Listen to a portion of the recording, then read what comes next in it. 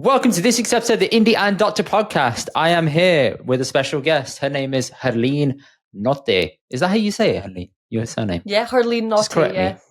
No, that's Nottay, correct. I thought so. Good job. What's the Desi way of saying your surname? Nottay. Like, how do your parents say it? Nottay, okay. Harleen Nottay. She is a TV producer turned reporter and presenter. She's been a major part of the BAFTA-winning show called Scam Interceptors, which I recommend everyone to watch. She's also had her own documentary made on Channel 4's Untold series last year, where she showed how scams are rife in the rental market. She's a presenter for Everyday Hustle on Asian Network, and she has recently been announced as a co-host on Scam Clinic, which is hosted by her colleague and presenter from the Scam Interceptors. So there's no prizes for guessing what we're going to talk about today then, is it, Harleen? Yeah, maybe scams. Maybe one or two scam maybe. But before we get into the scam stuff, you're clearly Scottish, so we have to talk about this. We don't have many Scottish viewers. I've looked at our demographics earlier, virtually non-existent. And really? I want to understand the Brown experience in Scotland. So a couple of questions. What was it like in Scotland compared to London? Because you've lived in London, so you can compare the two. So help me understand that. So I've never actually lived London, but I have lived Leicester. So I've done Midlands, close enough, really, right? I mean, close enough. I don't know if any Londoners would agree. But Midlands is like, obviously I'm from the Midlands, so that's a bit of a, I'm not going to say it's iffy, but it's its own little area. And I can't say that people from the Midlands are vastly different to people in London. But from me up north, everything south of the border. Do you know what I mean? No, I'm totally joking. Joking. No, of course.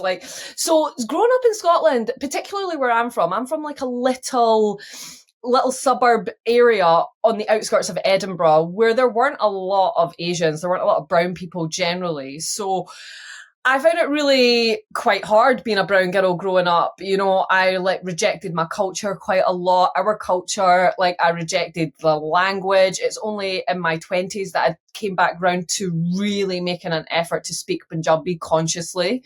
And yeah, it was hard. And that might not be the experience for all Scottish Asians. It's just that I particularly grew up in a very white area, right? Yeah. So in Glasgow, for example, there are, I think the last census, it was 3 to 4 times the amount of Asians in Glasgow that there are in Edinburgh. So the Asians in Glasgow, their experience will have been really different to mine. But my reality is that I grew up around a lot of white people. So it was really hard for me, right? And I'm sure there are people all across, from the diaspora all across the UK who might be able to relate to this, particularly people who have grown up in small pockets of suburbs that don't have a lot of Asians. But there was loads of racism, loads of unfortunate self-hate, and that was something that I really had to learn to love myself as I grew up. But as Scotland as a whole is an amazing place to be from. And as a whole, the people are really lovely, generally speaking, really friendly. And the scenery in this country is unparalleled to the rest of the UK. Maybe Wales actually might get a wee shout in. And Wales has a great shout there. I mean, there's parts of the UK that are nice. Have you been to the Peak District? Yeah, exactly. Lake District. That doesn't really count though. That's closer to Scotland than it is to mainland. But yeah. As soon as you get further down, when you get past Cumbria, basically, you start going into the flatlands, don't you? That's so true. Yeah, you actually do want to think about it. Yeah. It's genuinely the flatlands. Yeah. Okay. So what's the differences between someone from Leicester and someone from Scotland, would you say? Would you say that people in Leicester are more mixed? Oh, no. I would say the people in Leicester are more segregated. Yeah, I'll set you up there, I can't lie. They're definitely not more mixed. They very much keep in their little pockets of communities. And look, that has its pros, it has its cons, right? I mean, I found it really weird. See, when I was living in Leicester, my ex-mother-in-law, we would go into shops and she would basically instantly just start speaking Gujarati. And for somebody like myself who's from Scotland, I just found that really unusual. I said to her, I goes, how do you know that they're going to know Gujarati to be able to speak back to you? And she goes, in this part of Leicester, everybody speaks Gujarati. Yeah, we go way back being the shopkeeper. Yeah, definitely. Exactly. correctly. So I get it. And I do think, like, see, up here, I would say we are a lot more cohesive. Like, I find that there is a lot more divisiveness down south between like Sikhs and Muslims, or like Hindus and Sikhs, or just the different religions, maybe kind of are pitted against each other a little more down south. Whereas I think because our communities are so small up north that we all kind of like banded together, to be able to have each other's backs, because ultimately, there just wasn't really enough of us up here to kind of have our own segregated communities. Yeah, there isn't many people to pick a fight with. Unfortunately, that's kind of true, isn't it? But yeah. Okay, so is the community just mainly based in Glasgow then, would you say, like the Asian community? I would say that the largest Asian community is based in Glasgow, without a shadow of a doubt, right? There are, I think, 6 gurdwaras in Glasgow. I don't know how many mosques there are, but there are a lot of mosques in Glasgow, more than there are gurdwaras. And like in Edinburgh, we've got 1 gurdwara, and I think last time there were like 5, 6 mosques or something like that. I'm sure there will be more now in terms of the mosques, but we still don't have another gurdwara like set up for us to be able to go and visit. It's just that 1 gurdwara. And then up north, I think you do have like a few up north, like maybe in Inverness. But yeah, I'd say the heavy concentration is definitely Glasgow. I see. Man, I've been to Scotland a couple of times, but I need to go back and go to like Glasgow, Edinburgh, etc. It's been a long time. Obviously, Fringe is massive, and it must be hotting up at this time of year. That's exactly it. Like right now, the Fringe started just a few days ago, right? So like right now, it is so busy. It's so expensive in the city. We go from like 1 million people up to 3 million in Edinburgh, right? So like the population balloons. It gets so busy. Prices become really extortionate, right? So I would definitely recommend that if you do want to come up during the Fringe, either stay out with Edinburgh, because prices are extortionate staying in Edinburgh, or if you know somebody, even better, let's do the Daisy thing and go stay with a family or friends, because like the prices are crazy. But it is worth it, because the city has a right buzz about it in August, and there are amazing shows to see and amazing food stalls that pop up. So if you do want to come up to Scotland, I would say like Edinburgh for like a bit of the culture, the beautiful architecture, things like seeing the Parliament and like the Queen's Palace, or rather the King's Palace now, seeing all of that beautiful stuff. Definitely Edinburgh. Glasgow, I would say, is great for shopping, amazing for Desi Kana, like all day long. And you can get out and see across the West Coast. Like if you travel further out of Glasgow, the incredible sights that you will see up the West Coast are just beautiful. You can do Loch Lomond and all that kind of stuff out that way. So yeah, I would definitely, if you're going to do Scotland sort of central belt, that's what I would say you're going to get in like Glasgow and Edinburgh, and then just go Google the North Coast 500 team. Go Google the North Coast 500 and then come back to chat. North Coast 500, we didn't do the full thing, but I had to go to a wedding a couple of years ago for a friend in Aberdeen, and I went with another guy, and the next day we had free and we had the hire car, so we said let's try and do as much of that as we could. And it was a sunny day and it was so scenic. We didn't do the full 500, but it gave you like a mini one to go around. Yeah. So we did that, and I don't regret any of it. It was so scenic and so smooth and just so peaceful. And I thought, the weather isn't like this all year round. I know it's really drizzly and it's quite grey, but we just landed it on a really nice day. And that's probably one of the nicest drives I've done. Even though we had like a manual, it was still quiet, dead quiet. And we had like a fish and chips as well, right by the seaside. I was like, this doesn't get any better. It really doesn't. It really doesn't. I mean, up north, like Inverness, going further up is just some of the sights. I mean, the water is so clear. Some of the animals that you see. Also, can I just say, first world problems with the manual car? Listen, when I was kicking it up and down those like country roads and then having to shift down about 4 times going around sharp corners, I thought, this is a workout. So yeah, it is. Also, be careful on those back roads. They're some of the back roads up north are a wee bit sketchy. We found out, yeah, mad lorries just bending around the corner. I thought, whoa, didn't see that coming. Okay. Yeah, super sketchy, but also equally worth it if you manage to make the trips to the places. Just incredible sights. And now you've had some family come and go on the weekend. You finally reclaimed your house. How's that feel? I mean, not great since we've got a flood. Aside from that small hiccup. A boiler. It's like they timed it and left it like, oh, we can feel the boiler's going to break. Should we leave? Yes. It was perfect timing. They got out right at the perfect moment and bosh, the boiler went. But do you know what? I mean, we all know what it's like when we've got family and guests over. Like, it's so beautiful and wonderful to see the family. It's always really nice. But like, you know, we work a lot here and life is busy and it's fast paced. So it is tiring, Hannah. Like, it's tiring for mom, dad, like, especially when there are so many guests that we end up having to give up bedrooms and things like that. Of course, did you surrender your bedroom? That was my question. Did you surrender the bedroom? So thankfully for this round of guests that we've just had, it was just my cousin and her husband. So they stayed in the spare room. So thankfully nobody needed to give up no bedrooms because it was just them two. But if there's more people, you know, and we've only got one spare bedroom, yeah, there'll be times. Then you'll be on the floor downstairs, mate. Pretty much. Sofa vibes. Get in. Good. Well, I'm glad that things are back to normal, even though you got a broken boiler. But let's dig into it. How did you become known for the scam stuff? That's basically, I'm going to say scam stuff for now. And we'll dig more into it later. But everything in your bio that I've just listed is all about scams. So how did this come about? Yeah, it is. So I was working in television and I was working as a researcher, like working my way up to sort of assistant producer level. And this job came up essentially to work as assistant producer on Scam Interceptors, which at that time had only had one series air on BBC One. And I basically was already interested in the scam space. Like, I would watch Jim Browning, I would watch Scammer Payback on YouTube, I'd watch their videos, right?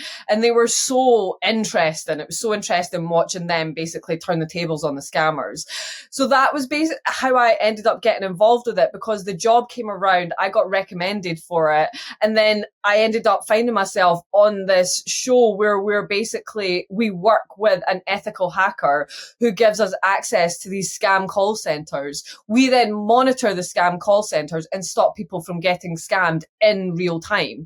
So the ethical hacker that we ended up working with, that we do work with, is Jim Browning, which is a really bizarre, it was really sort of a weird, cool moment for me. I was fangirling crazy the first time I ever met him when he came into our scam hub.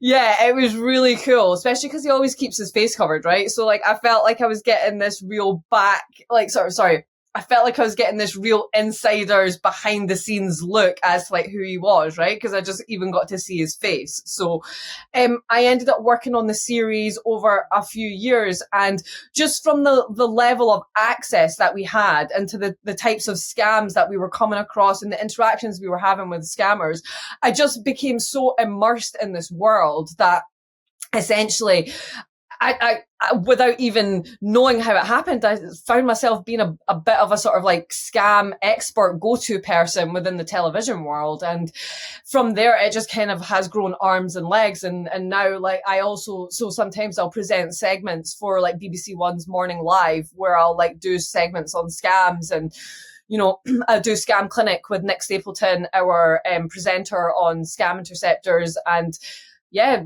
presented the Channel 4 documentary as well about rental scams. Just really have sort of delved into this world, this really fascinating but also quite scary world. Yeah, it genuinely sounds scary. And I did have a question later about it, but I'll ask it now.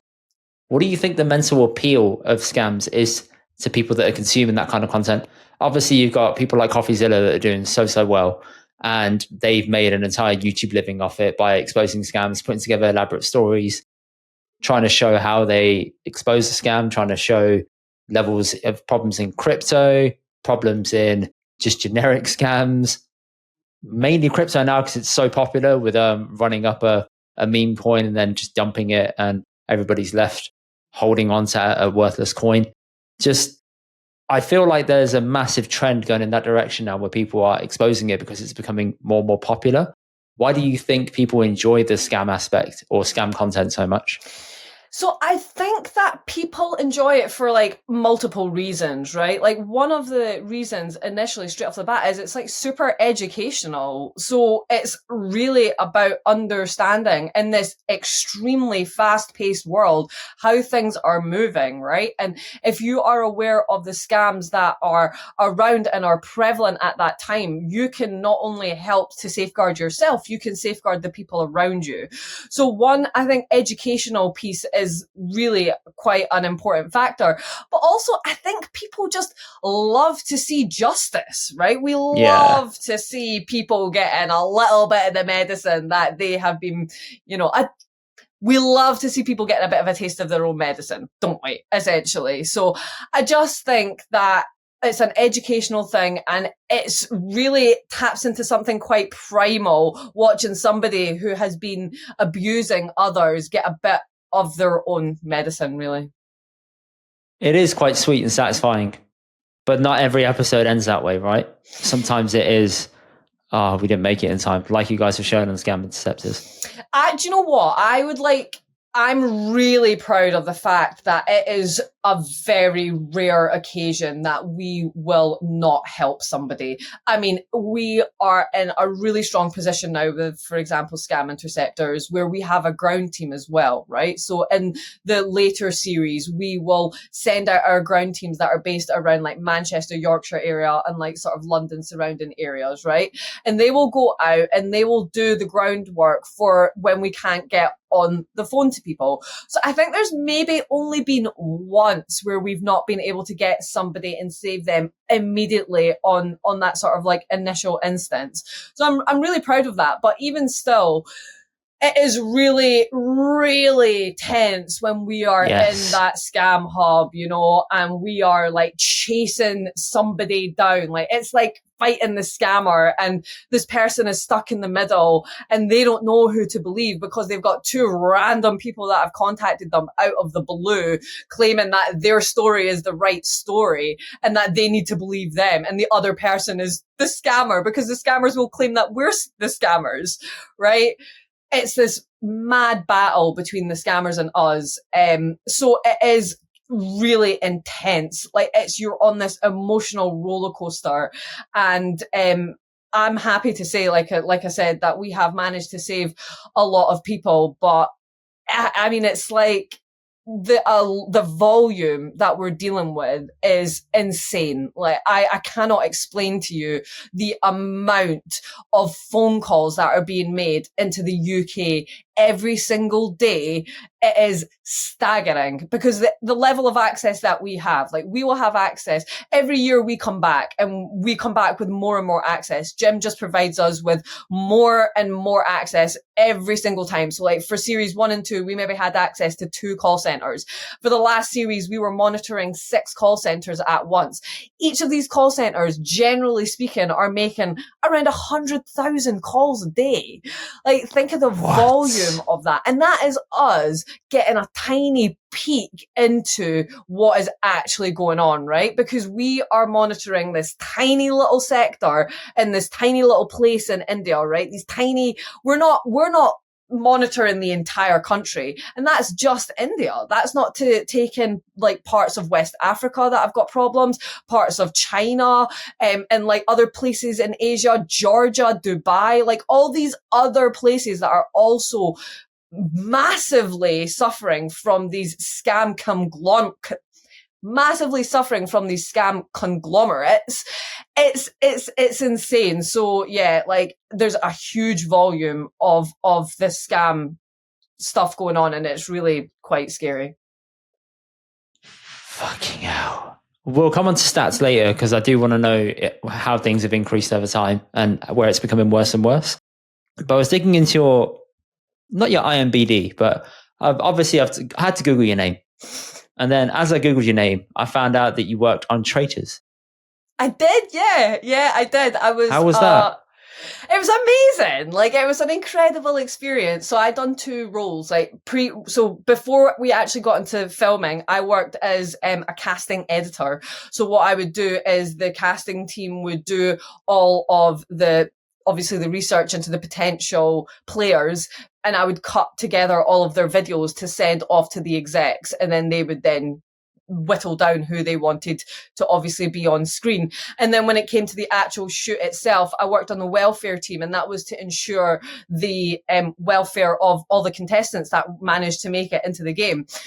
So I got a real up close personal look into what it was like for the contestants, but once they came out of the castle and when they were in the cars, when they were in their hotel rooms, and it was my job to ensure that they basically stayed sane and like stayed happy.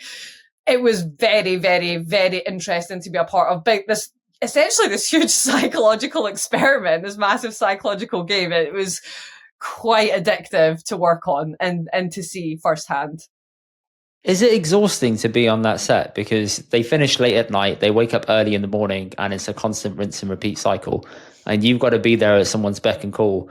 Do you take it in shifts? Are you just working through that entire time? How does it work? Shifts, absolutely, it is shifts. So the team would be split into like varying. We'd have the morning, the mid, and the evening shift. And rightly, as you say, filming is a very, very long process. So the contestants would get up and they would be filming sort of, starting and getting out the door at like 8 a.m. And sometimes they wouldn't get back in till 2, 3 in the morning, particularly on elimination days, when they would do the round table. Those would be the really long shoot days. So it was really, like, again, I think working in TV, generally speaking, depending on the jobs that you work on, but I've had the great pleasure of working on shows that put you on an emotional roller coaster. So it sounds like you're an adrenaline junkie.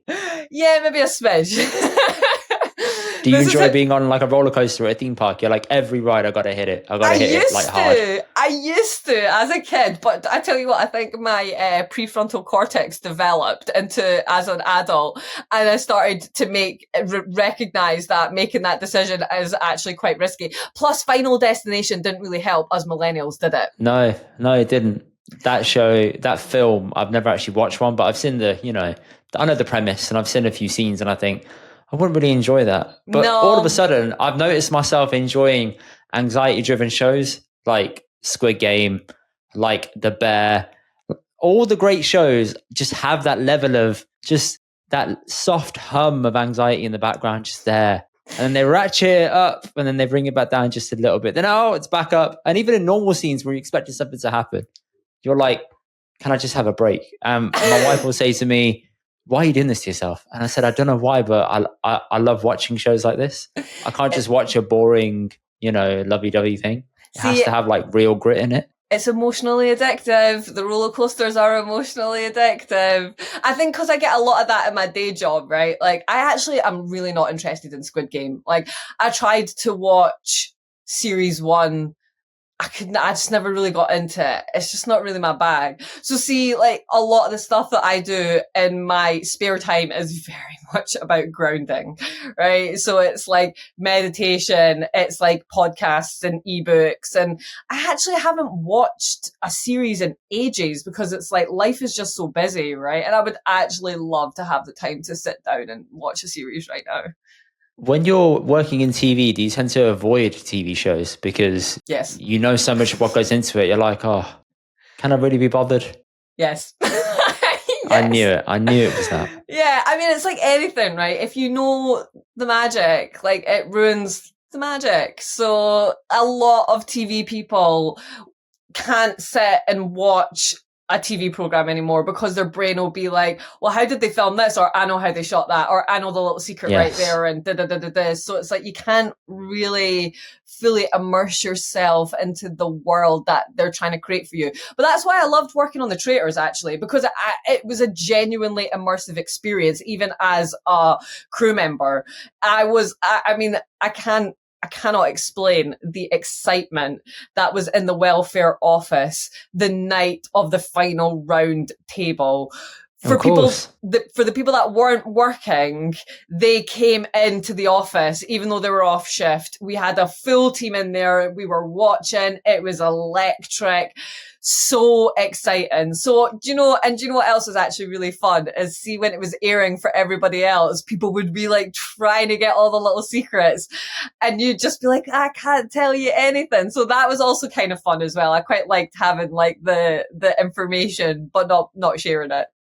Because you can sit and be like, oh, it's going to crack. They're going to see that twist. Oh, and then you can just wait for the reaction. You're waiting for it like, yes, that's nice. Yeah, it was. It was really fun. I really enjoyed it. So how did you make that jump from going to producer to being in front of camera? Because that's quite a change. It really is quite a change. So I've always known that I wanted to be a presenter and to work on screen. That was something that I had always had as a goal. So before I even actually worked starting in television, I started right at the bottom as a runner, right? But even before I started working as a runner, I used to create content for online digital platform, a BBC platform called BBC The Social. And that would be where I would write this. So I would pitch the idea, I would write the script, I would film the video all myself, I'd edit it, and then it would get sent off and the final sort of touches would get put on by the editing team at The Social. And those videos would go out on The Social's platform. So I always knew that I enjoyed being in front of the camera and that was something that I wanted to do. So when I started working in television, I always made it abundantly clear to any production that I was going into, like this was my end goal, but I would not do it in a way in which it would break their trust for me as an editorial person, because there's kind of this idea that if you work in television and you want to be like an on-screen person, that you might not have the sort of editorial chops to back it up, and that, you know, you're maybe going to sort of try and just ride off other people's coattails. That's, whether rightly or wrongly, that's just kind of this sort of perspective around people that want to be on screen. So I would make sure that, one, I would go into every job and work so hard and just obviously be there and do everything that needed to be done, but also making it really clear what my goals were sort of long term, so that when I then started working on Scam Interceptors, which kind of came around as this sort of like perfect job, because not only was I like working in editorial, I was also on screen. It was so unique that when it came to giving me the opportunity to present on Scam Interceptors, my series producer was super supportive and she had no issues saying like, yeah, let's give you this opportunity. So it almost was a bit of a sort of natural transition, because I was already working on screen as a producer in for Scam Interceptors, which is a really unusual job, actually. It's not common. When I would tell people that I was an assistant producer working on screen, even telly people were like, I've never heard of anything like that. It tends to be one or the other. That's why I found it so unique. It really is super unique in that way. So it actually just became a bit of a natural transition. And as soon as I started presenting sort of scam baiting items for Scam Interceptors, and also having conversations with scammers, because my role is so unique in the Scam Hub in the sense that I'm the only person in there that understands Hindi or Punjabi. And a lot, obviously, the scammers that we target are in the South Asia region. Jeez, I never thought of that. So my job role is really unique. I do a lot of translating, one sort of live in the hub, if we can hear what's going on in those offices, but also if we want to speak to the scammers when we're doorstepping them, right? When we're confronting those scammers, when it gets to the end of our investigations, we'll always confront the scammers. And sometimes the scammers wouldn't engage with us. They would just be really, they'd just basically take the piss, really, right? And they would not take it seriously when our presenters were trying to hold them to account. And when I would come on and I would speak Punjabi with them or speak Hindi, it would scare the living daylights out of them. And it would be hilarious. And we kind of like adopted this nickname for me in the Scam Hub, like Auntie Harleen, because like I would come sense. On, you know, I'd be like, Sharam nahi aandi, Sharam nahi aandi. Yeah. And it would just, I'm surprised you didn't start swearing. Like my instinct Especially when you've been that deep in a scam that they've nearly succeeded in. Yeah. Forget Sharmni Ondi. I'd be saying every swear under the sun. Yeah. And you'd have to bleep it out on the BBC. But this isn't going to make the cut. I'm just telling you now because I'm angry at this point. Well, this is it. Ratings to you for not doing that. Oh gosh, I mean, you're so right. It's like so within you. You just want to just give them a piece of your mind. And I think you can see that in the first ever doorstep that I ever done where we confronted the scammers. It was the scam call center that were pretending to be O2 and they're based in Pakistan. They're based in Lahore. I get that phone call all the time. We get it all the time. I get that phone call all the time. So O2, sort your shit out. Yes. Because you guys suck, man. Yes. Honestly, you're terrible. Sort it out. You know this is happening. Bad.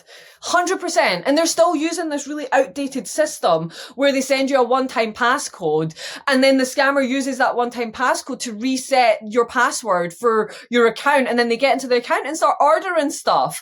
So it's like, come on, sort it out, guys. You shouldn't be using a one-time passcode, in my opinion. You shouldn't be able to reset somebody's password using a one-time passcode. You just shouldn't be able to do that.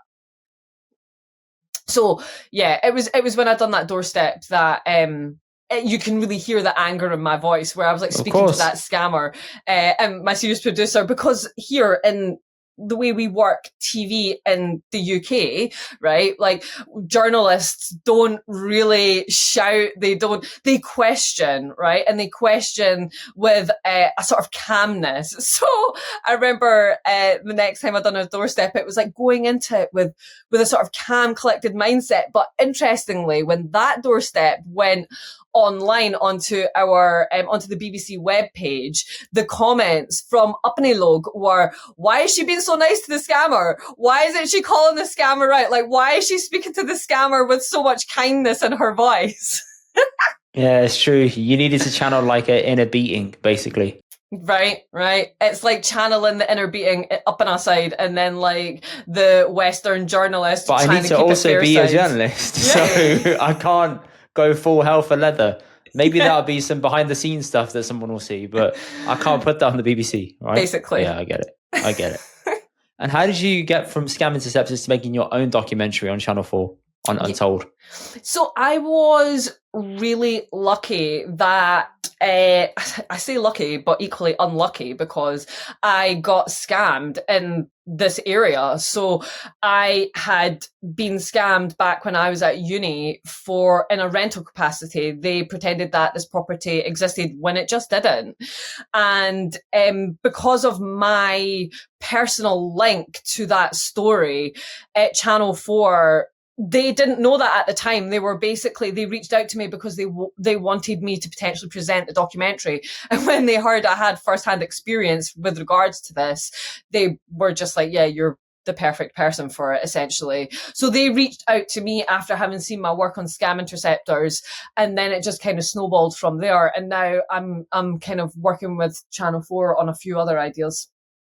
So Channel 4 are doing some really good work, man. Like every time I see their stuff on YouTube, hundreds of thousands of views. Yeah. And their scam angles are insane. Like every time, if you just type in Channel 4 scam, there's so many untold documentaries about it. Yeah. If anybody wants to check it out, I'll pop Harleen's one in the comments beneath or in the description, not the comments, so you guys can check it out. It's definitely worth it. I do want to read you a few comments that I've seen on that documentary, but could you give people a brief insight as to what the documentary is about and what you discovered? Yeah, so the documentary is basically a look into this massive scam crisis that we've got going on in the rental market, essentially. So right now we are in this position where tenants are in a really tight spot because there just aren't enough properties for the amount of people that need somewhere to live. That's just our reality.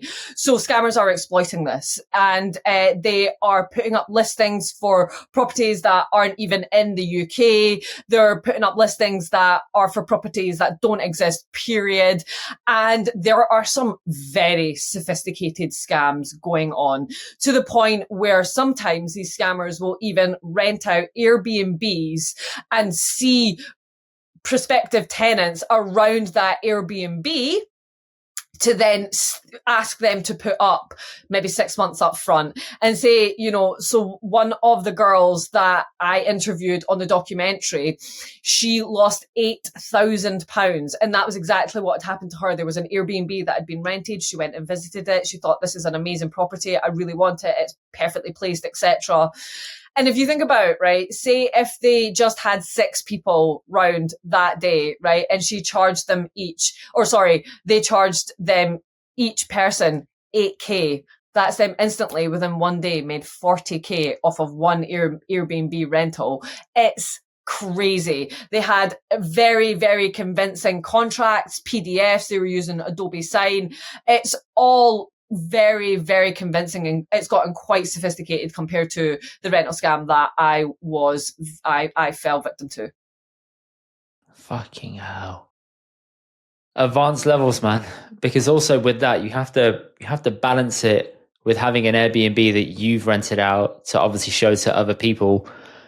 And then there's a really heartbreaking part in the documentary where you have said that a lot of people go to action fraud. I think it's like 3,000 cases or something reported a year, and only 66 or so actually got through. Less than 1%. Convicted. Less than 1%. Yeah. Absolutely. Isn't that 2%? Is my maths off? It was like, I can't remember the exact figures that I gave like in during the doc, but I 100% remember it was less than 1% of all cases that go to action fraud are convicted. It's horrifically bad, like really, really low figures. No wonder people do it so much then, because they know that the chance of them getting caught is so low.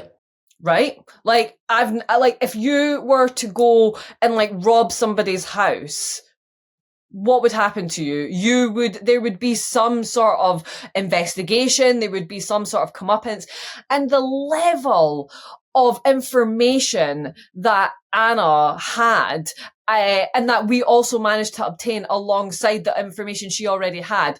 There was so much to go on. There was so much to investigate, but they just don't bother. They just do not bother. Like, the authorities just don't bother, which is ridiculous. It's not right. When you take into account the fact that over 45% of all crime in the UK right now is fraud.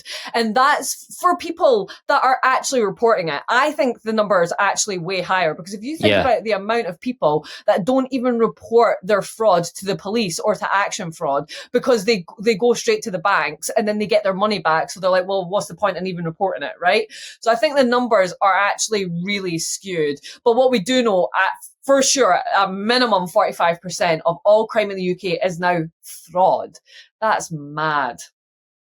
What's quite sad is I would like to know what action fraud actually do. Is it because is the conviction rate so low because they don't have the manpower and they're just like, okay, let's take the lowest hanging fruit possible just to be able to get some numbers on the board? Or is it because it's a case by case basis, in which case it's open to interpretation? And if you've got somebody who's new that doesn't think it passes a threshold or whatever that means, they can't really do anything about it. Like, it just feels really opaque. I wish there was more insight into how each case was being assessed and what goes into meeting a criteria of some sort. There definitely needs to be more transparency in the process that is followed by like action fraud and the police and how they take these cases seriously. But I do really believe that you're right. One, there's just not enough manpower, right? There's just not enough people in the police force to be able to sort of tackle the volume, right? And it's not just the manpower, it's also the education. They just don't understand like how these crimes really work, like the lack of understanding, which then ripples through as like a lack of compassion, because when you then go and report your crime, your fraud to the police, they almost don't even know how to manage it. Like they don't, so sometimes they'll not even sort of take it seriously. They don't give you the sort of like safeguarding that you'll need moving forward. They're not thinking about your sort of welfare as a victim of crime. They don't because it's almost seems like this sort of like in a bubble, like this is a sort of a scam that's not really physically anything happening to you. That's maybe how they're viewing it, right? Because crime has sort of historically meant that something physically has happened to you. So, like, I think it's an education thing. I think it's a lack of manpower. Because I just in June, a couple of months ago, I was in London with the best scam baiters in the world. I'm talking Jim Browning, Scammer, Payback, Pierogi, Kit Boga, like all these huge names in the scam space and others, like so many amazing people who are working really hard in this space. I went to go see what they are doing to like fight back against the scammers, and my, oh my, are these guys very, very scary in the fact that I would never want to get on the wrong side of them, right? I just wouldn't, because the What level... What are they doing? Can you give me an example? Absolutely. So the way that they can like gain access to scammers' computers, scammers' software, where they are, just by putting remote access Trojan software onto the scammers' computers. So it's like it's reverse engineering, sort of socially engineering the scammer to want something from you, to then you sending them a file. And then all of a sudden you've now got access to exactly who they are, where they're based, all the files on their computer, what software they're using. Like, Kit Boga has designed this amazing army of bots. So at one point during the People's Call Centre, we were watching an entire call centre of Uppany Log back home on the phone to bots. It was hilarious, right? So like all of these scammers thought that they were speaking to legitimate people in America and thought that they were about to get a bunch of scams over the line, when in fact they were just chatting to bots. An entire call center must have been about 15 people.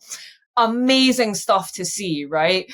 Like, incredible. They are like, I also saw them like chase down a money mule in the center of London, right? So they set up a sting where this person was collecting money. It was like a crypto scam, basically.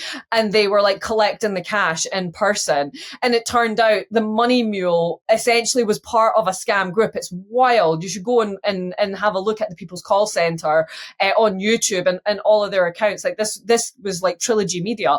It was insane, right? Because like the scammer himself was a part of this scam group who basically, he didn't know who the scammers were. He had no idea who they were. And he was just basically acting on the orders of this anonymous group people behind he was just acting on the orders of these anonymous people in this group to like collect this money, and he was going to get like a 1% cut of like I think it was 30 or 40k. Like, he thought he was collecting in cash off of an old man in the center of London, and I watched them basically create this sting operation. So it's like, you think to yourself, you've got a bunch of like scam baiters who have come to London, like, who are just this, like, you know, these like 19, 20, 21-year-old, 22-year-old dudes who are just absolutely destroying scammers on a like global scale. And you're wondering, like, what are the authorities doing, man? Like, why are the authorities not able to replicate this? Within 3 days, the amount of disruption and havoc that these guys created was wild, and we were happy to be a part of that. I got to experience that with my colleagues Nick Stapleton and Mark Lewis, who's the producer on the show, Nick being one of the co-presenters, and it was incredible to witness and to be a part of. And you know, moving forward, I would love to hope that I get to see it again, because seeing these guys who are at the forefront of fighting back was pretty amazing. Again, I think the authorities' issue is because of funding. Like, I don't think they take cybercrime seriously enough yet in the country. And I think if they did, they would be able to get those guys on board as consultants to maybe help ameliorate the situation. But there's just not enough literacy in this space. We'll come on to the literacy part in just 1 second. I just want to finish off the comments from that documentary. Mm-hmm. So someone commented, this is the top comment: I find it hilarious that police with all their surveillance and extrajudicial powers can't find anyone, but some random Channel 4 journalist with a Google search can find the guy. That's you. You are that random Channel 4 journalist. So props to you. Thanks. So fun. Next so one. Here we go. Well. Yeah. Hierarchy of properties goes like this. From top to bottom, you have Gumtree, the scummiest of scum, Open Rent, Zoopla, and others, actual real estate agents with a brick and mortar office. One thing, doing a image search to the listing and seeing if it's posted everywhere. Any good agent will post it on multiple websites. Actual realtors will have it listed on their website. Absolutely. Google search. Good point. Google search is your best Google friend. search comes in clutch, man, honestly. Mm-hmm. Yeah. I can't even watch this. Secondhand anxiety of being scammed and having nowhere to live is just awful. What a terrible thing to do to someone. I think a lot of people are feeling that way when there's no payoff. And at the end of it, they're like, oh, but no one got caught. Yeah. Shit. So then you're like, oh, that's a really unsatisfying ending. But sometimes that is how life goes, unfortunately. I absolutely felt that. It was a really unsatisfying ending for me as well. You know, I really didn't like that I wasn't able to hold him to further account than just a wee phone call, you know, and that was really, really hard. But the reality is that sometimes you are tied by, like, the realities of working in television is you are tied by time and budgets yourself, right? I would have loved to have went down to London and done like a surveillance of some sort around where he's based, right? And we probably could have done that if we'd had more time and more opportunity. But it's one of the realities of like working in TV is you do have like a really short space of time to do something. Like shoots cost thousands of pounds a day. And like sometimes you will jump onto a shoot and you're trying to doorstep somebody and you're not even able to get a hold of them. It's so hard, right? So it's like just trying to plan something like that is not the easiest. But honestly, like I really felt that in my heart as well, like the lack of resolution on that one. Yeah. I've dealt with actual fraud twice in the past. They're absolutely useless. They never do nothing. Stop the world. I want to get off. What a horrid place. Our country is bonkers. If you overstay 15 minutes on a parking, you'll be hounded and chased all the way to court unless you pay an exorbitant fee, yet steal thousands of pounds, bikes, shoplifting, etc., and there's zero punishment. 100%. That right there. If I got scammed by John, I would pretend to be another prospective tenant. Then when I arrive at his next scam with a couple of good lads from the area and have some words, I would probably understand that inhibition. Yeah, I kind of want to do the same because no one else is going to do anything. The authorities aren't going to do anything. The vigilantes out there who are the scam interceptors are probably going to fix things, but I've been scammed. It's done now. I'm going to try and sort things out in my way. So I get it. Yeah, it's not, look, I'm never gonna endorse violence, right? I can never say that, like go out and batter the shit out of these people. Like I can never say that, right? But I very much understand the impulse to want to do something like that because nobody's holding these people to account on a broad, general, like scale. So it's like, there needs to be some justice in some way. So I do very much appreciate the compulsion. Give me the best, as in narrowly avoided scam story you know of in this space. The best narrowly avoided scam story. Oof. There's been a few. So one of the great things about working on Scam Interceptors, right, is we get to see lots of people who are potentially going to get scammed. And when I mean people, I mean everybody, including celebrities. So almost every year we've done a series of Scam Interceptors. There's been some sort of like celebrity intercept. Now, we didn't get permission to air one of them. So I'm not really allowed to talk about who he is specifically, but it was pretty wild to see what actually happened. So we were monitoring this scammer's computer, and these scammers tend to be part of these like Telegram groups, right? Specifically for scammers, where they all swap tactics and like they'll brag about like the scams that they've done and the amount of money that they've made. Oh yeah. Like, holy smoke, man. Oh yeah. Like these groups, like the way that they brag, like sometimes they'll take the piss out of like the victim, like just really nasty stuff, right? And we were monitoring and we saw this Telegram chat pop up and we saw somebody being like, oh, I'm in celebrity names account and I'm basically about to take him for 6 figures, right? So we we weren't able to listen to the phone call, because normally on Scam Interceptors we'll have like access to the scammer's computer, we'll be able to listen to the phone calls, we'll know what's going on, right? So we'll know when they're getting into the danger zone.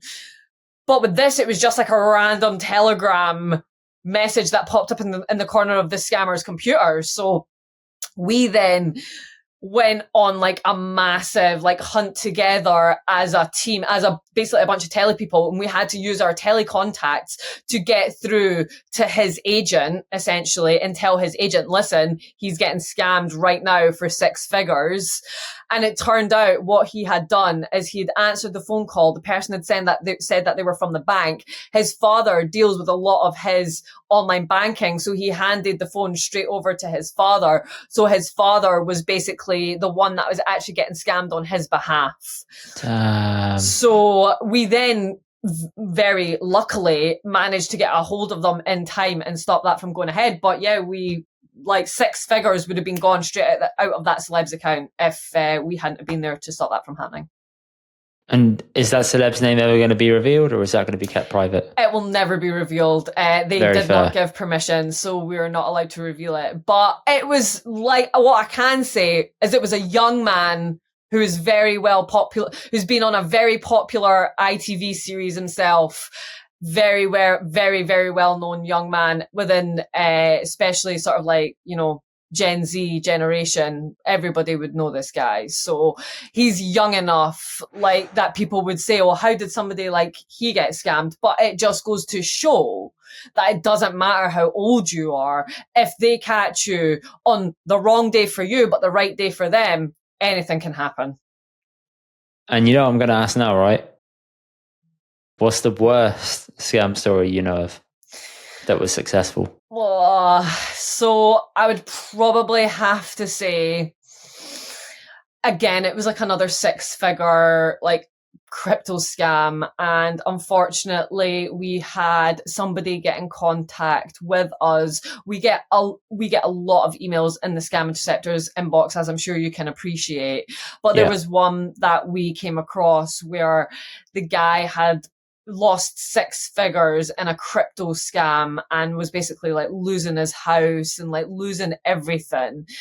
It was really, really sad to see and hear. And do you know what? To be honest with you, right? Like So it was really, really sad to see and hear. And we went on like a journey to try and work really, really hard. And we had to go back and forth with the banks for months. Like our producer, Mark, worked so hard to get this guy's money back. And eventually he did actually, I think, manage to get him something back. But you know what? Ultimately, I'm going to be honest, right? When it comes down to sort of the worst scam story, it's really hard to pick one, right? Because why is his suffering just because he's lost 6 figures? Like, why is his suffering any worse than any other person that has been victim of a scam? Because see, the mental impact, like the psychological effect it has, doesn't really matter on how much you have lost, right? Of course, if you've lost more, you are gonna naturally, there might be sort of financial implications to that, right? Fine. But the psychological impact on that person is very, very similar from one person to the next. And you lose trust in yourself. You lose faith in your ability to judge things, and you beat yourself up really, really, really badly. And I'm not here for that. I just don't agree with this sort of stance around, you should have known better, because ultimately there are so many scams out there right now, and we are inundated. We are constantly being targeted by scammers left, right, and center 24/7. So if you are somebody who has been taken in by a scammer in some way, do not beat yourself up. This happens to so many people. It just takes the right scam on the wrong day, and you know what? Like, they've got you, and it happens to us all. That's a good point. So let's dig into the actual scams then. How many different types of scams are there that you know of? Give me like a number. Oh, Christ, I don't even know. I mean, like, last year, Wix released a list of, like, the top 7 scams that were prevalent in 2024 last year. So those are things like deep fake celebrity videos, right? So we all know what they are. They'll be endorsing a product, or they'll be endorsing normally an investment of some sort. You'll see Martin Lewis's face over them all the time. Yeah. You know, I remember I've seen him actually say on his profile picture on social media, it says something like, "I don't promote financial products," like across his forehead, because he's saying he's contacted social media firms saying, "What are you doing about it?" And their answer is, not much. Nothing. So it's very easy to sort of get that done. It's happened to, are you aware of who Dr. Curran is? He is he's a really big doctor online, and his social following is huge. Some people were using deepfake AI stuff of him to endorse their products. He tried to get it taken down, and social media companies were like, can't do anything about it. Or they just didn't get back to him. And that's using his name, and he's a household, reputable name that is science backed, everything. That's his reputation against a random product.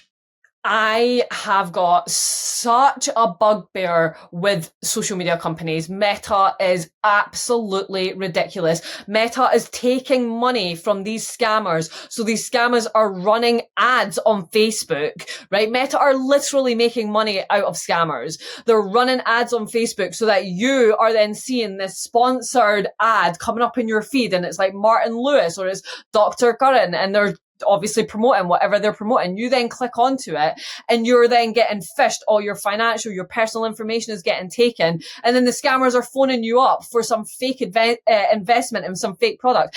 And the amount of this that is going on Facebook and Facebook Marketplace in particular is disgusting. It's disgusting what Meta are allowing on their platform. I saw it again firsthand at the People's Call Center. I saw, I'm not sure if I'm able to say who he was, but I saw somebody who is in this space who basically works at taking down scam ads on Facebook, and the amount of scam ads, the amount of scammers that are paying Meta to push their scams on their platform is shocking. Shocking. Because there's not enough moderators out there to actually look at stuff like this. So I listened to a podcast recently with Chris Williamson, who was talking about, I think it was something about nudity and moderators trying to stop adult content from making it onto social platforms.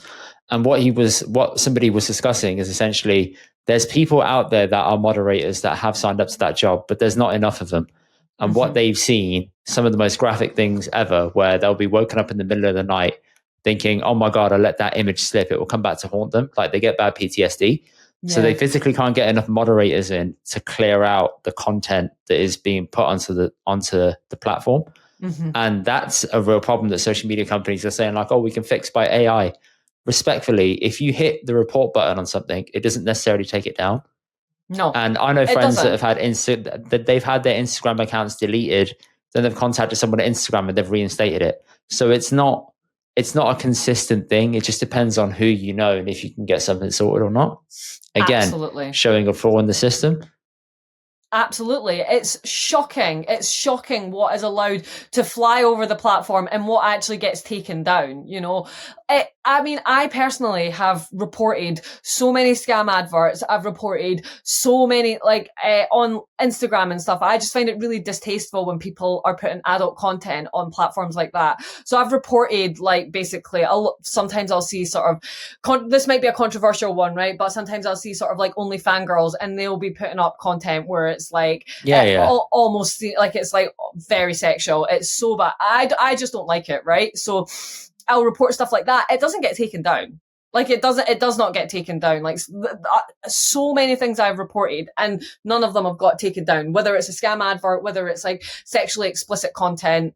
And it does make you wonder what is actually going on in these companies. Like, what are they doing? Why are they able to take certain things down, but other things that they're not able to? But ultimately, I think the number one thing is they should not be taking money from scammers, period.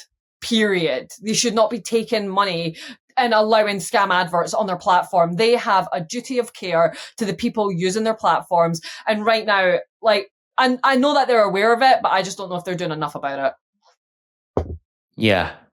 Okay, so that's the deepfake ones. Which other ones are there that are really common now? Yeah, ticket scams. Ticket scams are a really common one. So didn't consider that. Oh, see it all the time. It is rife all the time. So scammers will just basically pretend that they've got tickets to like the major concerts, and they'll just scam you and steal your money. It was actually a brilliant idea for our producer, Mark, when we were at the People's Call Centre. He was like, let's try and catch some ticket scammers. I'm going to say that I'm looking for tickets for the People's Call Centre. Now, we knew, obviously, that the People's Call Centre was not a ticketed event. It was a private event, and nobody knew where it was or anything until post-event, right? So when he posted, like, in these ticket forums, I'm looking for these tickets, and all these people came back. It was brilliant because it was like, 100%, all these people are scammers. There's no having to look through them and weed out the real ones to the fake ones. They were all scammers, and there was a lot. So my advice for like ticket scams is just try and buy from the original website. Like, try not to buy resale tickets, and definitely don't go on to Marketplace for them, because I think Marketplace is just, you're 90% going to get a scammer than you are going to get a legitimate seller. Yeah, I think there's this is happening at university. So somebody messaged us on Indy and Doctor saying, hey man, are you going to this concert tonight? I said, yeah, I'll be there. He said, all right, cool, I'll see you there. I think the next day he messaged me and he said, I couldn't make it. I said, yeah, what happened? He said, yeah, I got scammed. Somebody said that they had tickets available for it in like a uni chat. And I agreed, yeah, and I paid him, and then I didn't get the money for it. I didn't get the tickets for it. They just vanished. And I thought, geez, okay, stay safe. Don't do that again.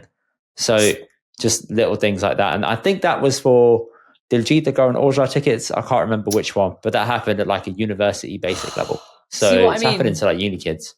That's so unfair. It's so not nice. You know, we just need to just be really, oh God, I hate that we have to be so vigilant, but we really do just have to be so vigilant all the time now, and just really mindful about where we are putting our money. And like, just be super careful. Like, see when you do a backs transfer to somebody now, because like the banks are all trying to safeguard themselves, right? The banks will come up with all these warnings saying, are you sure this is a trusted person? Do you know who this is going to? It'll come up with all the warnings. So if you do then just click ahead and go, yeah, you're essentially basically taking on the liability of this being a scammer. So just like, if you're ever backs transferring anybody, oh my God, like, just be sure that you know who they are, and whatever you're going to get back in return, that you've already got it. Like, you're set, like, you know, it's like being sold face to face, because if that, in that way, then you'll know. I just don't trust buying anything online unless it's from a reputable website anymore. Yeah, those, I'm assuming those disclaimers are put in place so that they can't be held liable for when somebody raises a case against them with action fraud or the financial ombudsman, right? Exactly. So that's like when they're like, okay, I've got to, they probably had enough of people saying yes and stuff. So like, okay, you jump through these 7 hoops and you keep pressing yes. We have no liability now because you agreed to all these things in the moment. And a lot of people just hit those buttons on autopilot now. So that's another thing to be aware of, that even the elder gen, if you're ever unsure, please don't send anything to anybody. Please don't. Ask your kids, get their advice, sense check it. Even send things like a day late. You can send transfers now with a delay so it can be held. Little things like that, just make it more difficult. Absolutely. That's such a good tip with the delay transfer, like such a good tip, you know, because actually we do sometimes just go and think we have to do it like instantly, but just delaying it and then getting it sense checked is really good advice. So there's tickets, there's fishing, any others? Oh yeah, there's so many at the moment. So like fake government websites are rife, and they were rife last year. They're basically obviously just pretending to be the government, and it's just to fish for your personal and financial information. But ultimately with this one, like the really easy way to weed out this one is if it's not a .gov.uk URL, then it's not the government. And do not input any of your personal information, your financial information. Again, it is just about being that extra little bit mindful in doing your due diligence. Yeah. I've tried to train my parents up on how to recognize scams. So with my mum, she always says to me, I keep on getting these weird messages. I said, all right, show me them. And then she'll show me them and I'll say, all right, let's just take this slow. What do you think this is asking you to do? Are there any signs here that you think look a bit unfamiliar? And these are ones that are not that well done. So like it has a random phone number, or it's got like a couple of spelling mistakes. And I said, what do you think? And she said, okay, it looks fake. And I said, all right, what makes you think it's fake though? And then I try and get her to see it. I love that, Indy. Later on, she'll then say, okay, I found this one. I think it's a scam. What do you think? I said, yeah, it is because of this. Did you notice that? She said, yeah. But that's fine. However, there are some where I think somebody tried calling my mum once, pretending to be my sister, saying this is her new phone number. And she needed some money or something. And my mum was like, what? And she hung up the phone. I think she called my sister or her husband. And they were like, no, that didn't happen. But the fact that somebody knew that, or maybe they took a punt thinking that mum had a daughter. And they definitely took a punt. Found that out. They definitely took a punt. Like I've watched, so this is what we call like family in need scam, right? And just straight off the bat, your mom handled that absolutely perfectly, right? Because what we would say, right, is if you ever get an unsolicited call out of the blue and they're claiming to be somebody that, whether it's a call or whether it's a text message, and they're claiming to be somebody that, you know, family member, they're saying that they are in need, they're struggling, they need money, whatever it might be, just hang up that phone call and call the person that they are claiming to be. It's not rude to hang up the call. I think here in the UK, we are really overly polite, right? And we don't like to hang up the call. And even more so being like uppity, we're so super polite, right? So it's like, I just think you need to understand that it is okay to hang up that phone call and then phone the person that this person that has called you or texted you is claiming to be. It's a really quick and easy way to weed out whether that person is legitimate or not. But the family in need scam is a really, really prevalent one at the moment. It's so popular, and I've seen us family in need scammer at work. And it is wild. He worked incredibly quickly. He had probably, I want to say maybe about 50 to 60 WhatsApp tabs open, right? And he was just going I swear to God, right? It was just like, hi mom, like, hi dad, hi mom. It's your, it's your son, it's your daughter. Literally just, for that, it is like a volumes game, right? They are hitting as many people as they can, and then bosh, they'll get however many hits back. It's insane to watch them at work. So honestly, it can seem, right? See, when you get caught in a scam, and like I said, it's the right scam on the wrong day, you will look at it and you'll be like, how did they know these things about me? But ultimately, what scammers are doing is they are working with situations that are really common and then just hoping that they get a successful hit, and it works. They're basically treating it like they're a bachelor on a night out, which is, I'm going to try and approach as many males or females as possible. I don't discriminate here. Yeah. And you're going to see how many people nibble, and then you've got a number. That's the same approach, which is, no, I'm just going to do this, but to elder people, but I'm going to do some psychological level of abuse. Some guys will do negging to girls to make them like them, right? This is, no, I'm going to do something worse, which is I'm going to make you feel like your child's in need. Yeah. And you're going to therefore feel an impulse to address this right now, drop everything and sort it out. Wild, right? I mean, scammers very much do play on people's vulnerabilities. That's what they all do, right? And they're always looking for some sort of pain point to be able to press on. But somebody's child is so, so horrific. And I know pretty much everybody has received one of these text messages that I know, like almost everybody. My mum received one when we were filming Scam Interceptors last year. So my mum was like phoning me over and over again, and she never does that when we're in the middle of filming, right? So I thought, oh my God, this has to be an emergency. So when I answered the phone call, she was like, are you okay? I just received this text message. And I was like, total scam, mum. Don't worry about it. Do not respond. But like even my mama, for example, he received a phone call of somebody speaking in Punjabi, claiming to be from Canada, claiming to be a family member, right? Oh man. And this one is super popular. Like I've seen this from a few different people. My mum also received the same phone call from somebody claiming to be from Canada, speaking Punjabi, and saying that they were a person that they were struggling and that they were so-and-so's but then that they needed help and that best HID and all this nonsense. My mama had it and my mum had it. And my mum, so in my mama's case, my mama told my cousin phoned me up and she checked it with me and I says, listen, this is a really common scam going around right now. Do not engage with them. Do not communicate.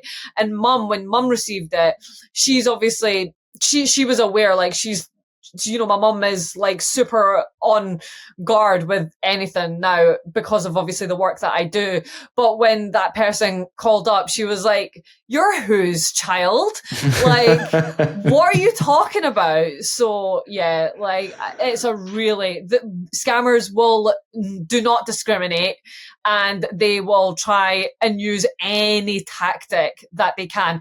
Like see actually on last series of Scam Interceptors, there was a horrific scam that they were doing. Oh my God. So, there was a scam group that were pretending to be the UK authorities, right? So they were targeting people that were on Leica Mobile. So we know that people who use Leica Mobile might be new in the country. Right, elder generation, or might be new in the country, right? So they might not understand the legal system here, right, and how it operates.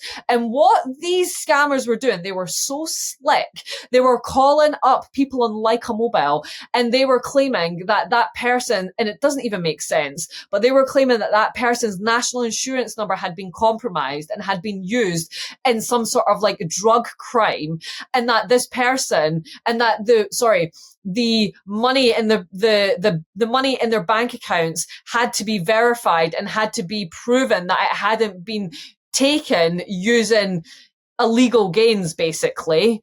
And they had to then transfer that money onto gift cards. Otherwise, they were about to get arrested. That's what they were doing so Indian call centre targeting Upney Log here in the UK. And they were speaking it, they were doing it in Hindi, they were doing it in Punjabi, they were doing it in English, they were running this, and the amount of people that we saved with this scam on the most latest series of Scam Interceptors, so many people, so many heartbreaking stories, because a lot of the time they were new into the country or didn't really speak English very well, so didn't understand the system. And there were one couple from Southall got so captured into the scam because the scammer spoke Punjabi. So they believed that scammer so deeply that even when our ground team went and managed to catch them by the skin of their teeth, like, I mean, they were standing in Iceland and Southall with 10 gift cards in their hand, standing in the queue about to pay. And our team managed to run in and just locate them, find them. And they just didn't believe the ground team, the BBC journalists that we had. They didn't believe them. Did you have to call them? I had to call them. I had to speak Punjabi with them. Once I spoke to them, they started calming down. They started understanding a little bit.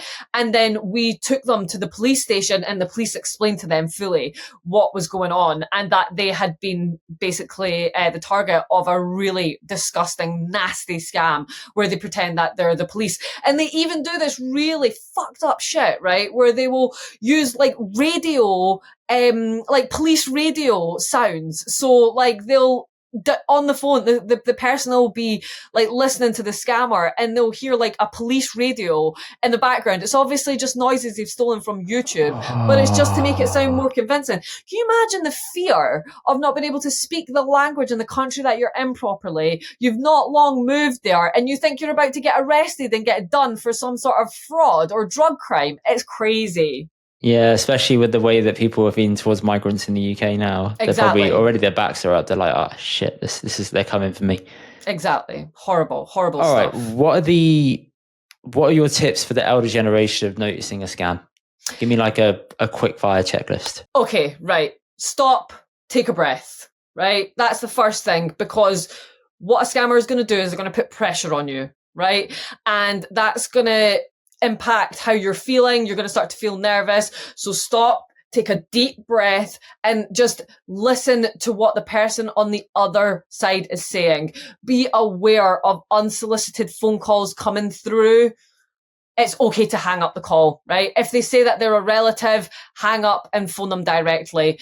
It is okay to hang up the phone. Cannot stress it enough. In fact, if anything, please hang up the phone. If anybody is claiming to be from any company, from the bank, from the government, from the police, family, any out of the blue unsolicited phone call, if whoever they say that they are, go online, go on Google, find the number for that company, government agency, whatever, and phone them back directly. If it's a text message, I just say ignore it. I'm going to be honest, ignore it. Never click a link. Never ever click a link in a text message, and never ever fill out the forms. If it's an email, double check the email address. Like, just basically check through the language. And I would say my number one piece of advice for anybody is to have what we would call a scam buddy. Yeah. So somebody that, whether it's a relative, whether it's a neighbor, somebody close by within your community who you can call up, who's not going to mind you phoning up to sense check something, whether it's a phone call, text message, email, website, whatever it might be. Scam buddy, have somebody that you've already discussed ahead of time. Do you mind if I give you a little phone call just in case I come across something that's a bit dodgy? Can you be that person that can check it for me? In terms of our parents, I would say like our children, their children, you know, like us, sense check with us. In terms of us, you can sense check with other like friends, like people of the same age. Just have somebody there, because what scammers do is they create this world where they want you to feel isolated. They want you to feel alone and that you've got nobody to turn to. So the best thing that you can do is break that spell and basically break the bubble of that world that they've created and bring somebody else in, because the minute that somebody else is in, they will be able to look at that because they've not got caught up in the emotional side of it, and they'll normally be able to say, look, this is a scam, hang up. Good shout. I've actually had to stop my dad from having online banking on his phone because he's got an Android device, and my dad goes on the most desiest of desi website. One of his favorite websites is called Ajit News, and I look at it, it's just all in Punjabi. But the amount of pop-ups that come up, and my dad, you've got big fingers. I'm sure you've clicked on one of these pop-ups accidentally through no fault of your own. Of course. Right? But one of those things gets onto his Android phone, because Androids are open systems. Anything could get downloaded. And I said, Dad, you can't have online banking on your phone. He said, why? I said, because if you had an iPhone, I feel more comfortable because it's a closed system. Yeah. And there's more checks in place and we're able to control things. On an Android, it's so easy to sort of be scammed and have a hack occur to you. But he understands that that's something that I'm doing to help him, not me safeguarding him from anything, right? He can log in from his computer if he wants to, but I'd rather do it from a computer than his phone. 100%. Like, so, yeah. Look, at the end of the day, right, all of our parents, I think, struggle with like giving up control, right? I think that is like a typical DC parent thing, right? But I love that you've already got that in place, to be honest with you, because it just gives that extra level of checks that he has to go through, or that a scammer has to get through, right? It's like another roadblock in their way, basically. And like the more roadblocks are in the way, the less likely they are going to go through with the scam, because they want to go through with something that's going to be easy. And there are just so many people that they can target. So if they think it's going to be like really, really hard, unless they know that there's going to be a huge payoff, like, yeah, you know, it's a really, really good thing to have. But also I would say one of the only real way that sort of scammers that can get money out of you, right, are either spending it on a dodgy website, right? So getting your financial details through phishing on a dodgy website of some sort. So you've got to be really careful about that, right? But when it comes to sort of like transfers, unless they've tricked you, right, and you go on and do that transfer yourself, the only way the scammer can really sort of get in is by getting you to download some sort of a remote access software. That's how they get into your phone, right? Jesus. So they will pretend to be Amazon, they'll pretend to be O2, they'll pretend to be a company of some sort. And they'll get you to download some sort of a remote access software. And in that, you will click to allow that person to have control of your phone. And some of these remote access softwares are sneaky, really fucking sneaky, right? So what they'll do is it'll be able to like blank out your screen, right? So like it'll blank your screen and your screen will say like, oh, going through an update, loading or whatever. And in the background, the scammer is doing dodgy stuff, stealing your money, stealing your info, all that kind of stuff, right? So like, just be really mindful. If somebody asking you to download something, read if you're given access to somebody, like read what you are giving them access to. And if it says like to be able to remote control your phone, don't give them that access. Basically, just don't download anything. Like, don't download anything that somebody tells you to download. And it's the same as if you're on like a web page as well. You know, if they're like wanting you to like give them like codes, like numbered codes and stuff, just don't do that. Jesus, man. I know. It's scary. If you're scammed, will the police actually do anything about it? Well, we touched on this one a little bit, didn't we? Look, I've got my issues with like what's going on sort of like on the sort of like global scale in terms of authorities and how little is being done to hold scammers to account, right? I've got my own issues with that. But I do still think there are benefits to report it to the police, right? Because ultimately, if the authorities and the government are aware of the volume and the scale of the problem, they might start putting more resources towards the problem. If they're not aware, which, I mean, 45% of all crime in the UK is fraud. They should be aware, but you know, if they're not acting now, like, I just think it's really important. It's also good because in terms of like educational pieces, right? They, as a whole, as a society, we can become more aware of the scams that are impacting us more, and then we can get the correct information out there to help people safeguard themselves. So whilst it might feel redundant at the time to make the report, because like we said, less than 1% of all fraud that's reported to Action Fraud is actually prosecuted, whilst it might feel redundant in the moment, it's actually not, and it is serving a wider purpose. And sometimes when you want to get your money back, it can help when you've got a police report and a crime report number. So, sorry, a crime reference number. So, yeah, I think it's definitely important to report it regardless of, you know, whether you are going to be able to prosecute the scammer.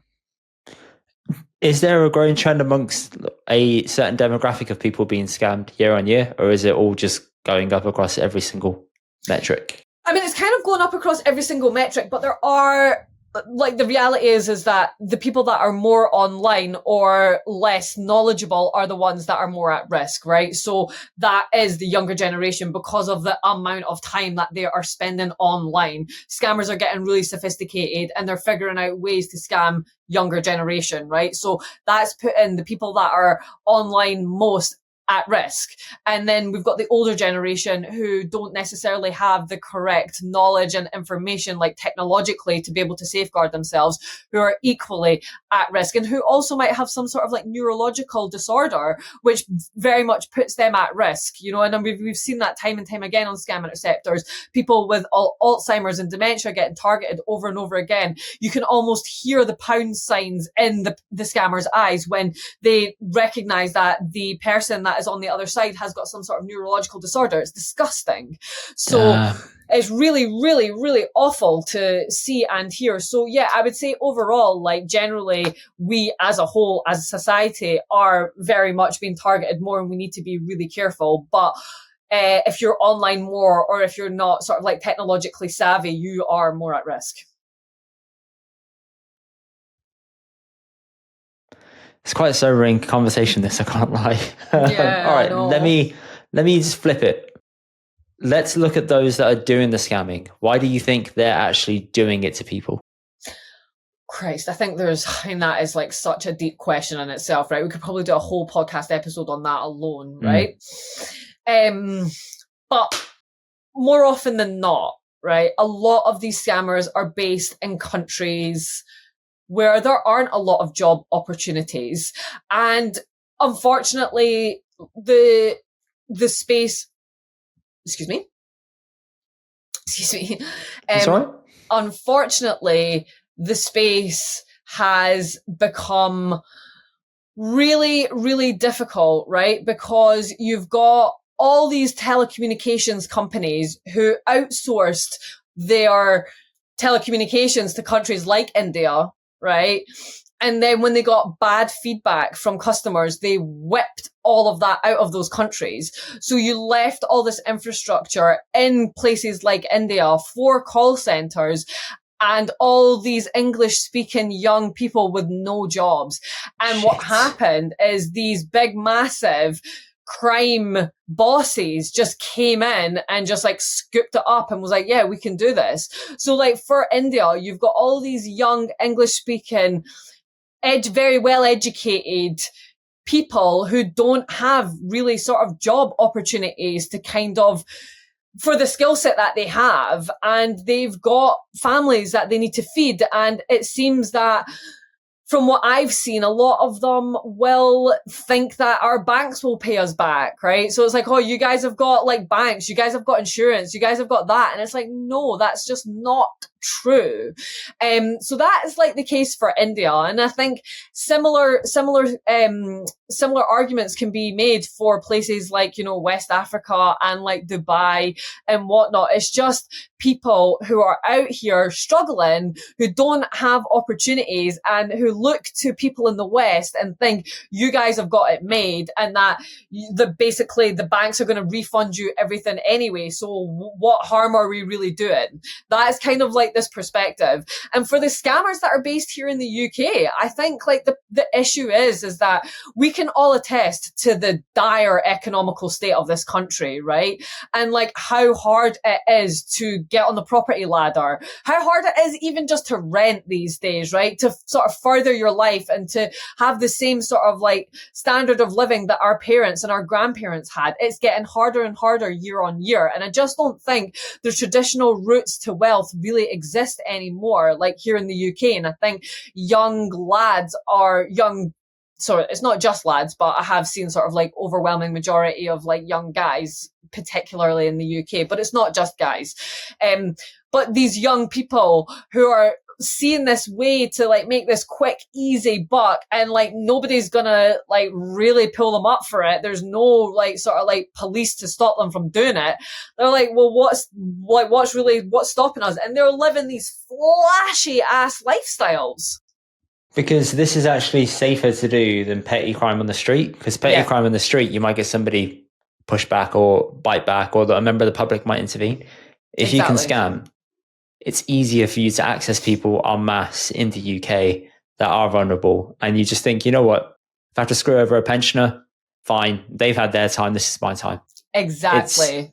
It's a dark justification, and it is definitely not the right thing to do. But understanding their psyche and seeing why they do it, you're like, oh, fuck. seems like society has kind of fucked them a little bit, and they're trying to get their own back, which again is not the right thing to do. 100%. It's not right? Like none of it's right, but at the same time, it's like, I'm not saying that I understand why they're doing it, but I can definitely see what has led to this absolute shitstorm. Like I can see what has led us there, and like the scamming is like perfect, especially like in Asian countries, right? Because we are like, one thing that I'll find when I go and I speak to the scammer, right? And I'll say things like, how would your family feel if they knew that you were doing this? What would your family say? They get so worked up when I say things like that, because scammers don't want to have this sort of like idea of like being a criminal, right? So traditionally, like petty crime, like people would see you as a criminal, you'd get a reputation, and then, you would then lead a life that is appropriate to that reputation. Whereas people can get away with leading relatively normal lives in their society and be going home and like breaking the law, and they're still getting treated as like normal members of society, when in fact they're not. And do you think Indians are getting a bad name because of scams? Yes, a horrific name. It's horrible. It's awful, because the population of scammers compared to the population of India, like we have the biggest population in the world, right? Literally over 1 billion people live in India, and it is such a small population of people that are scamming out of India compared to the overall population of the country. But it is creating this awful global image for us. Like, and I say this to scammers all the time. Like, I get scam phone calls all the time. Sometimes if I've got time, like say I'm driving or whatever, like I'll have a conversation with them. Like I'll level it out with them, and I'll be like, dudes, do you realize like the shitty reputation you are putting out there for Asians as a whole in the world? It's awful. Like, I mean, it's not our fault, and it's not on our shoulders to bear the burden of an entire society, right? Like for what they do. It's not on us, but I still feel it. Like I still feel responsible. And when I go into that scam hub every year, it still feels so shit that this is like a South Asian problem. Now, don't get me wrong. There are different types of scams that have grown in different parts of the world, right? So like romance scams are like really popular in Nigeria. Pig butchering scams are really popular in China. Obviously, like Amazon scams, bank impersonation scams, etc., are really popular in India, right? So each place has got its own speciality, if you like, but to me, that doesn't really matter, because I'm still seeing like the reputational damage that is happening on a global scale to South Asians, and it's just rubbish. What I find difficult is that obviously a lot of these scams turn into memes, right? Yeah. And some people will say, oh, have you seen that scammer? That guy's saying, why did you redeem? Why did you redeem? And that's now a comment that's a running theme on like anything brown that makes it into a white space, and someone has an accent, they'll just write, why did you redeem? And it will get like thousands of likes because it's now a meme. And I'm like, well, that's the rep you're kind of giving us. That's not really a good look. But obviously the scammers ain't going to see that. However, we become this kind of weird cultural banter aspect where it's like, that's not really all of us, but all right, if that's what makes you happy. Yeah. I see it all the time. Like, it's so, I mean, this is, again, we could probably do another whole podcast on this, like, but like the amount of like race bait online is like wild at the moment. Like the amount of like people being pitted against one another online is horrific, and it's scary, right? Because like ultimately, unless you're part of that 1%, we are all the same. Right? Yeah. We are all the same, and we are all living very similar lives, and we all have very, very similar struggles. And for the most part, we're all out here just trying to do our best, right? And especially like Asians that have come to this country, Like, we have been here for generations. We have very much contributed to like UK society and like shaping what it is. Like, the number one dish in this country is chicken tikka masala. Come on now. You know what I'm saying? Yeah. Like, come on.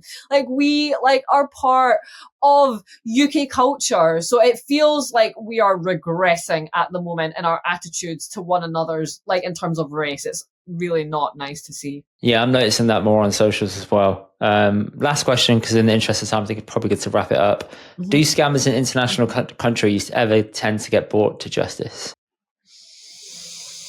Good question. Ultimately, in my experience with the scammers that we have sent information across to the authorities in India and Pakistan, not really that much, to be honest. I think there has been one scam boss that we have seen that has been held to account, and that only happened in the last year. And he was a scam boss that was featured in series 1 and 2 of Scam Interceptors, right? So you're talking 2020, 2021. And it was this year, I think it was either this year or late last year or early this year, when he got arrested, basically. And that he only got arrested because people like Scammer Payback had been on him, and Jim Browning and us had been on him for years. We have handed over so much money. We have handed over so much documentation to the authorities. And what they basically do is they take all that information and either they basically extort the scammers. That's what they basically do. So they'll be like, look, we've got all this information on what you guys are up to. Give us some money and we'll let you carry on going on. And oh my days. That's the corruption in our countries. Like, that's what they're doing. It's really, really, really crappy to see. We've handed over so much information to the authorities across there, and they just don't do anything about it. And you're like, what is going on? What's going on? Could there be anything? Is there any appetite at like a governmental level to go and talk to other countries and maybe get them to nail down on this kind of cybercrime, because it is impacting citizens of their country? And if it's coming from a couple of countries in particular, why wouldn't governments ever entertain that? I think there is, but I think it's the legal red tape to prosecute somebody in another country. It is so difficult. It's so hard, right? And like, we don't have any rights to be able to prosecute them across there, right? We just don't, right? It's very much onto their own governments to be able to do that. And I would like to think that there is an appetite to try and like figure a way through this, right, on a global scale, because ultimately I don't think there is a way out of this without coming together on a global scale. Like, I just don't, right? Because of the way that it's such a unique global crime. There's no other crime that the criminal can be sitting on one side of the world and the target is sitting on the complete opposite side of the world. Like, how do you reconcile that, right? How do you hold somebody to account? So I do think, like, if there isn't an appetite, there should be an appetite for countries to come together, governments to come together and do something about it, because it's a right old problem and there's enough corruption going on. Hopefully they listen to this episode and take some notes. But let's see. Harleen, thank you so much, dude. Really appreciate your insights. Hopefully this has helped people and someone's learned a thing or two about recognizing scams, and also, most importantly, what life is like in Scotland.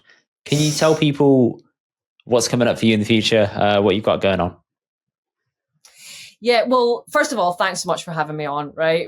Have massively appreciated it. And it's been such a pleasure to be able to pass on some of the gems that I've picked up over the years and what I've been doing.